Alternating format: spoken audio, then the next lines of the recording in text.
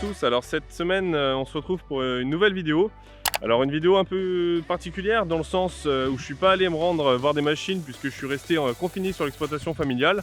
Il y avait du boulot sur la ferme, donc ce qui se passe c'est que je suis resté pendant la semaine et du coup j'ai filmé l'ensemble des activités et je me suis dit que ça pouvait être sympa en fait de vous présenter ce qu'on fait sur l'exploitation. Donc mon père a une exploitation de polyculture élevage où on élève des genisses en pension pour un autre agriculteur en agriculture biologique. Donc l'ensemble de la ferme est en agriculture biologique et à côté de ça en fait on a un verger de pommes notamment où on a de la pomme de table qu'on valorise en vente directe principalement. Donc vente directe sur l'exploitation avec un magasin et puis autrement un distributeur automatique qui est ouvert 24/24 et 7 jours sur 7 où on a l'ensemble des produits d'exploitation. Donc en fait sur cette vidéo je vais vous présenter notamment ça ou ça ou ça ou notamment lui. Et ensuite vous allez me suivre du coup sur l'ensemble des activités que j'ai pu filmer cette semaine de ce qu'on a pu faire justement grâce au beau temps.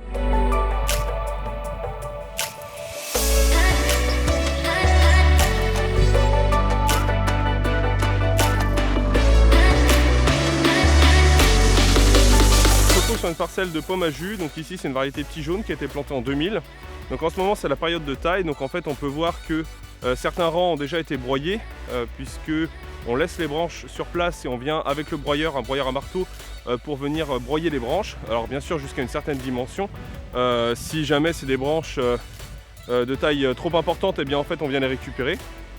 Et ensuite on va mettre les bovins, donc en l'occurrence ici les genisses. Puisqu'on fait de l'élevage de genisses en pension. Les genisses, en fait, les bovins vont avoir un rôle pour justement commencer à venir pâturer en fait l'herbe qui est sous les arbres. Alors principalement d'ailleurs l'herbe qui se trouve sous les arbres, puisqu'en fait elle va être plus tendre que celle qui est dans les rangs. Donc ce qui se passe, c'est qu'on va la laisser quelques jours. On va la laisser quelques jours ici. Ah, il y en a une qui veut me dire bonjour. Non, je sais pas si elle va venir. Ah, elle me sent, elle est curieuse. Donc en fait ici... Ah.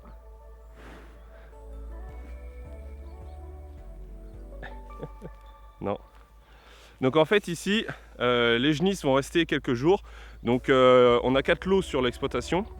Ici on a un taureau en fait, un taureau qui permet de justement de féconder les genisses une fois qu'elles sont en chaleur, une fois qu'ils se sentent en chaleur.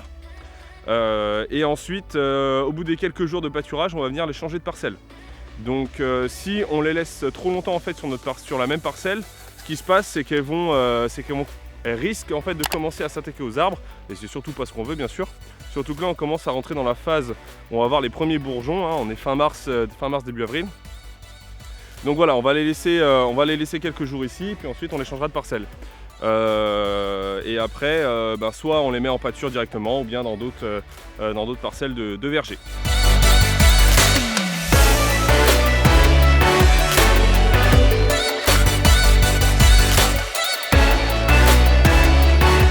Alors aujourd'hui, mercredi, on va aller pendre de l'engrais sur une parcelle de blé meunier qu'on a réussi à se faire semer par l'Acuma l'automne dernier. Donc là je suis avec un épandeur, un X50 de chez Silky. Et du coup vous voyez le sac d'engrais qu'on va aller épandre, donc environ à 150 kg hectare.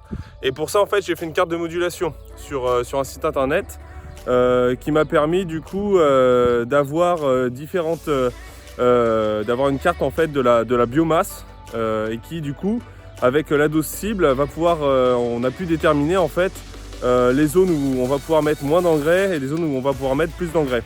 Tout ça en fait dans le but d'homogénéiser au maximum le rendement et puis d'apporter la bonne dose au bon endroit. Alors déjà on va commencer par remplir l'épandeur et puis ensuite on va aller au champ. Allez c'est parti!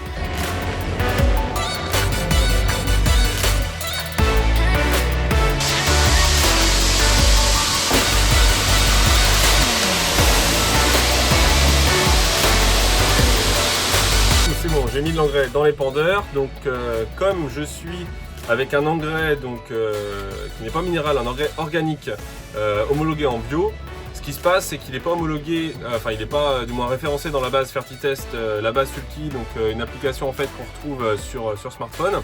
Et donc derrière, par contre, j'ai la possibilité de faire ce qu'on appelle la méthode approchante. Et donc pour ça, en fait, j'ai simplement besoin de la densité en fait du produit, donc que je vais mesurer dans un bol d'1 litre, et également du coup d'un granulomètre. Donc en fait, le granulomètre, ça ressemble à cette boîte-là en fait. Et le granulomètre, vous voyez, il y a des valeurs. Et donc en fait, je vais prendre un échantillon d'engrais donc représentatif en fait de ce que j'ai à épandre. Et donc les valeurs, je vais les rentrer dans l'application et comme ça va pouvoir me donner le bon réglage en fait de largeur et également le bon facteur T, donc qui est le facteur d'écoulement en fait de l'engrais. Et donc une fois que j'aurai ces valeurs-là, je vais les rentrer dans la console et puis ensuite je pourrai aller au champ.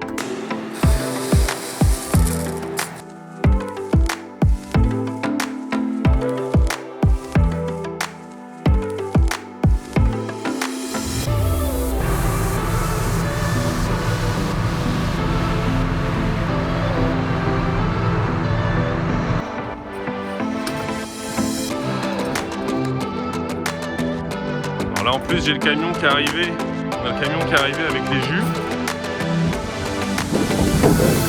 Ah, et puis en plus de ça, il y a la tonne de l'Akuma qui est là aussi.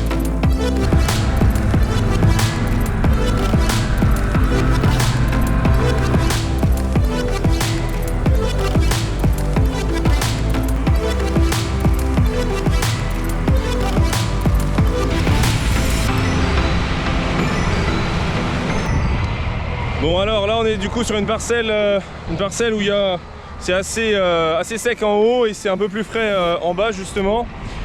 Du coup il va mettre environ 50 mètres cubes hectare. C'est un lisier qui a pas trop de valeur, c'est un lisier de genisse, de stabilisation. Donc c'est pour ça qu'on va mettre pas mal de mètres cubes hectare. Et puis on va se retrouver dans une autre parcelle après parce qu'il reste du blé ensuite à faire du lisier sur blé.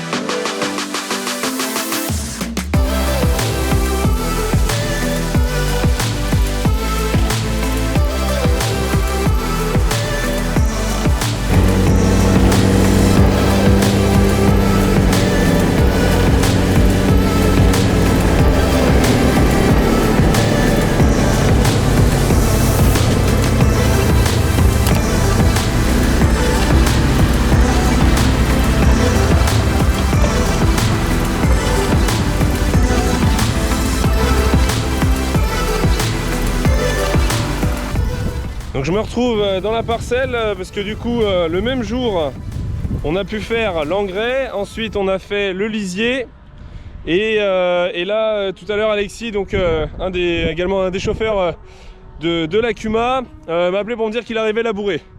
Donc du coup je suis allé le voir pour lui montrer la parcelle. Donc il est avec un 695R et puis une charrue 8 corps.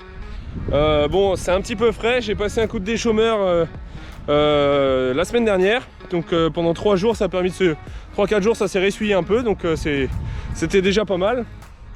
Après ce qu'on va faire, c'est que là vous voyez sur la parcelle, du coup elle fait un peu plus de 7 hectares. On va venir semer donc une avoine, donc l'Akuma va passer d'ici quelques jours, on va attendre que ça se ressuie un petit peu et puis comme ça on va voir la semaine, ce week-end je pense, pour venir rouler et puis semer le trèfle par-dessus l'avoine pour avoir comme ça une prairie.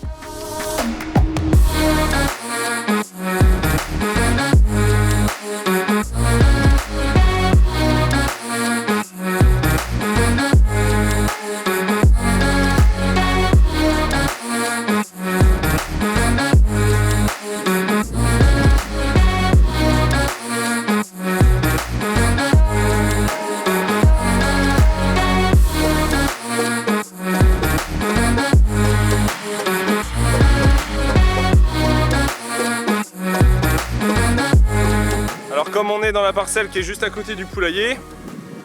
Je vous propose d'aller voir les poules justement, on va voir comment elles sont. Bon, on est déjà venu récolter les œufs tout à l'heure, mais du coup on va faire une petite halte au poulailler mobile qui est juste là.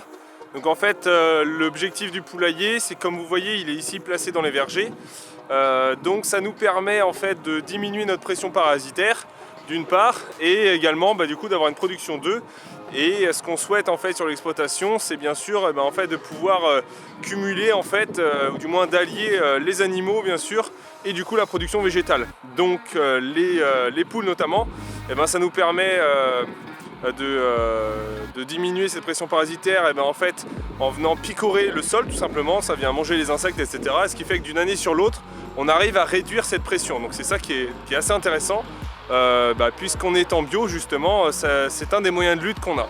Et puis bien sûr le fait d'apporter à notre clientèle un nouveau produit, des œufs bio et plein air. Et puis là je pense qu'on peut largement dire que c'est du plein air.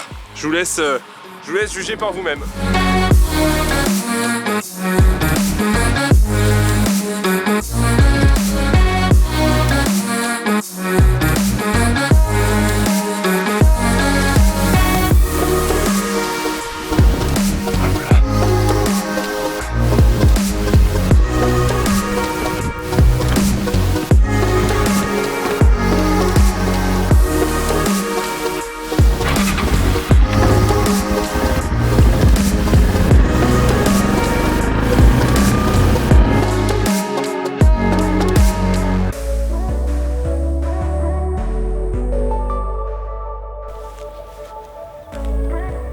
Alors, juste derrière moi, il y a environ une vingtaine de ruches.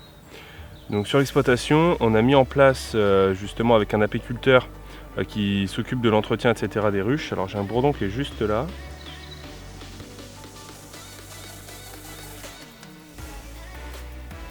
Ouais, il a l'air de bien s'amuser. Donc en fait les ruches elles sont là pour favoriser la pollinisation des vergers. L'objectif c'est à la fois en fait de favoriser l'écosystème, je dirais, autour de l'exploitation, la diversité en fait de ce qu'on peut retrouver chez nous, et puis du coup de pouvoir également avoir une récolte de miel qu'on puisse valoriser justement en vente directe. Donc ce qui se passe, c'est que les ruches qui sont là en fait, elles sont exposées donc à mi-chemin en fait entre nos deux îlots de vergers.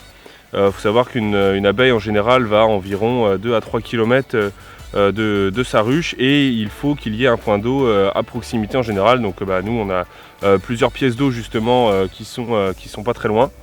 Les ruches qui sont là, donc hier l'apiculteur avec qui on travaille est venu du coup voir s'il pouvait mettre justement les rhéos de printemps.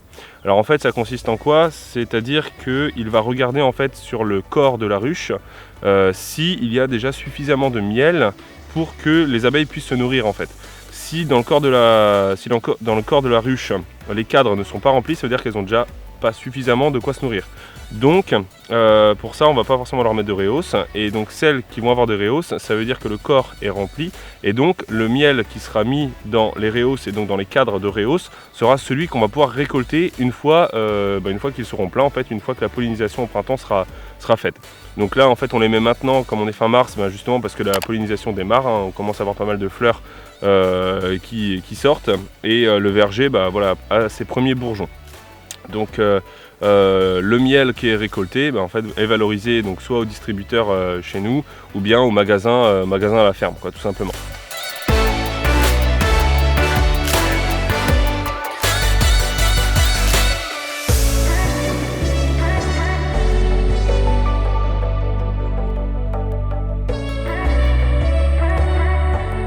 Alors aujourd'hui je suis venu à la Cuma du coup chercher le John Deere, donc avec mon père, et puis on va pouvoir atteler en fait sur le Conskill qui est juste là-bas, là derrière moi. Et le but en fait c'est de pouvoir raplanir en fait le sol, ou du moins faire plus de terre fine pour pouvoir favoriser en fait la germination des graines de la prairie, et puis voilà, faire un maximum de terre fine. Donc j'attelle le déchômeur, et puis ensuite on va aller au champ. Allez, c'est parti.